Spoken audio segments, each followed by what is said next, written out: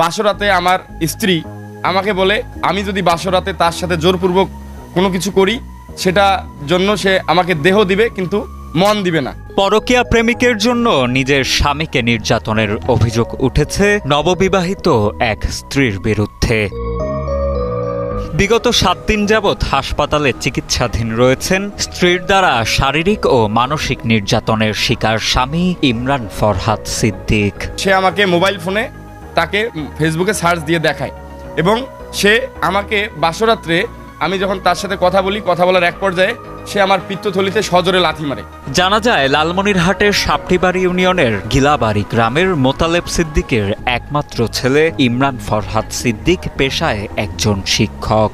অনলাইনে ও কোচিং সেন্টারে ভালো ইংরেজি পড়ানোর জন্য এলাকা জুড়ে রয়েছে তার খ্যাতি। প্রায় 2 মাস আগে বাবা মায়ের পছন্দে বিবাহ বন্ধনে আবদ্ধ হন সৌদি প্রবাসী মোহাম্মদ তারেকের মেয়ে ইয়াসমিন তমার সাথে। আমার সিদ্ধান্ত ছাড়াই খুব দ্রুত গতিতে আমার একটা বিয়ের আয়োজন করে 26শে মার্চ 2024 সালে। তো হঠাৎ করে তারা বলে যে তোমাকে বিয়ে করতে হবে।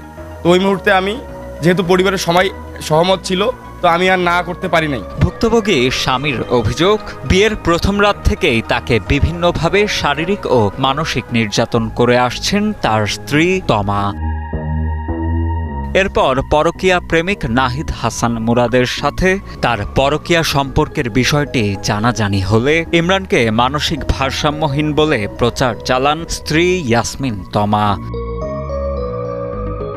এমনকি তাকে জীবননাশের হুমকিও দেয়া হয় বলে জানান ভুক্তভোগী সেই স্বামী। মেসেঞ্জার এবং বিভিন্ন অনলাইন মাধ্যমে ওই ছেলে নাহিদ হাসান মুরাদ যে ছবিগুলো পাঠিয়েছে আমাকে বিভিন্নভাবে তার বন্ধু সহ বিভিন্নভাবে আমাকে এই ফেসবুকে অশ্লীল ছবি, তাদের সাথে যে সম্পর্ক ছিল সেই অশ্লীল ছবি এবং মেসেজ বার্তাগুলো আমাকে পাঠায়, ভয়েস রেকর্ড পাঠায়, আমাকে মোবাইল ফোন পাঠায় এবং বলে যে আমাকে দেখে নেবে, যদি আমি তাকে খুব দ্রুত ডিভোর্স না দেই তাহলে আমার জীবন হুমকির মুখে থাকবে এবং যে কোনো সময় তারা আমাকে বিনাশ করে দিতে পারে আমার জীবন। অভিযোগপত্রে দেয়া তথ্যের বরাতে জানা যায় সর্বশেষ গত 4 মে দিবাগত রাতে স্ত্রীর পরকীয়া সম্পর্কিত বিষয়ে কথা কাটাকাটির এক পর্যায়ে স্ত্রীর শারীরিক নির্যাতনের শিকার হয়ে গুরুতর অসুস্থ হয়ে পড়েন স্বামী ইমরান ফরহাদ সিদ্দিক। পরবর্তীতে জরুরি সেবা 999-এর সাহায্যে তাকে উদ্ধার করে ভর্তি করানো হয় হাসপাতালে। তাকে ষড়যন্ত্রের মাধ্যমে তাকে শেষ করে ফেলতে চাচ্ছে। তবে এসব অভিযোগ অস্বীকার করে উল্টো জামাতার বিরুদ্ধে বিভিন্ন অভিযোগ তোলেন ইয়াসমিন তমার পরিবার পরিজন।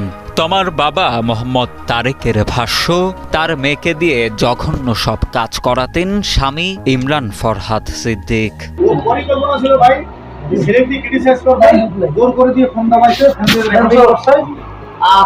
আমার মেঘ দিয়া ঠিক আছে নি পৃথিবীর নিকৃষ্ট সেটা তুই করেছে সে ভাই, আমার ভাষা নাই এখন বলা, ঠিক আছে নি। এদিকে সংশ্লিষ্ট থানা পুলিশের ভাষ্য, বিষয়টি সম্পর্কে অবগত আছে পুলিশ। এছাড়া অভিযোগের ভিত্তিতে তদন্ত অব্যাহত রয়েছে বলে জানান লালমনিরহাট আদিতমারি থানার ভারপ্রাপ্ত কর্মকর্তা মাহমুদ উন নবী।